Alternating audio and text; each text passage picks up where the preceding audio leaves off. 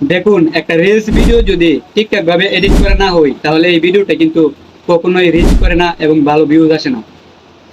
তো আজকে আমি আপনাদেরকে দেখাবো একটি মোবাইল ফোন দিয়ে কিভাবে খুব সহজে আপনি বেসিক লেভেল থেকে ভিডিও এডিটিং করতে পারেন।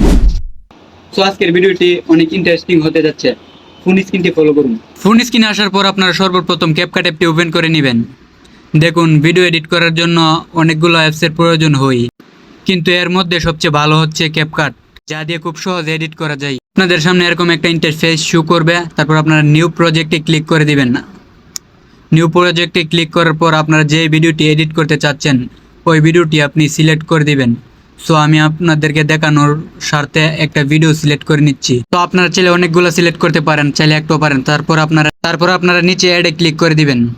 সো অ্যাডে ক্লিক করার পর আপনাদের সামনে দেখতে পারবেন ভিডিওটি চলে আসবে ক্যাপকাটের মধ্যে। তারপর আপনারা ভিডিওর লেয়ারটিতে চাপ ধরে চাইলে আপনারা ভিডিওটি কাট করে নিতে পারেন।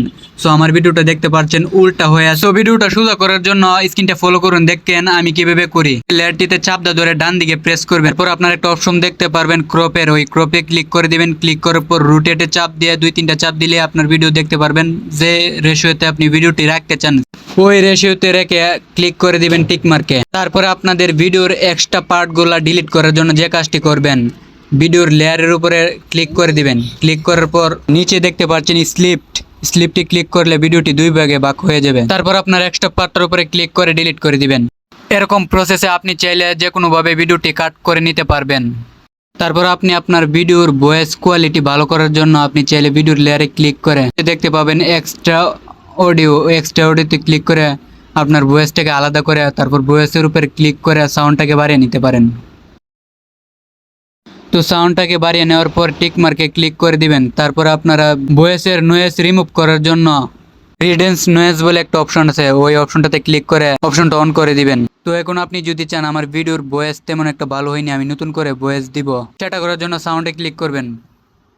সাউন্ডে ক্লিক করার পর একটু ডান দিকে দেখবেন রেকর্ড, ওই রেকর্ডে ক্লিক করলে আপনারা ভয়েস দিতে পারবেন। তো আমি একটু চাপ দিয়ে একটা ভয়েস দিলাম, তারপর আমার ভয়েসটা ডিলিট করে দিলাম। দেখতে পাচ্ছেন ডিলিট হয়ে গেছে। আপনারা চাইলে এই পদ্ধতিতে ভয়েস দিতে পারবেন ভিডিওতে। আর ভিডিওতে কালার ব্লেন্ডিং করার জন্য নিচে অবজেক্টে ক্লিক করে দিবেন। তারপর ফিল্টারে ক্লিক করবেন। এখানে দেখতে পারবেন অনেকগুলো ফিল্টার আছে, এখান থেকে চাইলে আপনি যে কোনো একটা ফিল্টার দিয়ে দিতে পারেন। তো আমি 4K HD একটা ফিল্টার লাগিয়ে দিচ্ছি আমার ভিডিওতে। তারপরে কালার অ্যাডজাস্ট করার জন্য অ্যাডজাস্টে ক্লিক করবেন। তারপরে এখান থেকে আপনারা ভিডিওর কালার অ্যাডজাস্ট করে নিতে পারবেন। এই বিষয়গুলো আপনারা ঘাটাঘাটি করলে আশা করি সব কিছু বুঝতে পারবেন। আমি আমার ভিডিওর সাথে কালার অ্যাডজাস্ট করে নিচ্ছি। তো অ্যাডজাস্ট করা হয়ে গেলে টিক মার্কে ক্লিক করে লেয়ারটিকে টেনে ভিডিও ফুল করে দিবেন। তো ভিডিও আজকের মতো এখানেই। সবাই চ্যানেলটিকে সাবস্ক্রাইব করে পাশে থাকবেন, বেল আইকনটি বাজিয়ে দিবেন, আর পেজ হলে ফলো দিয়ে পাশে থাকবেন। তারপর সব কাজ শেষ হওয়ার পর এক্সপোর্টে ক্লিক করে ভিডিও এক্সপোর্ট করে নেবেন।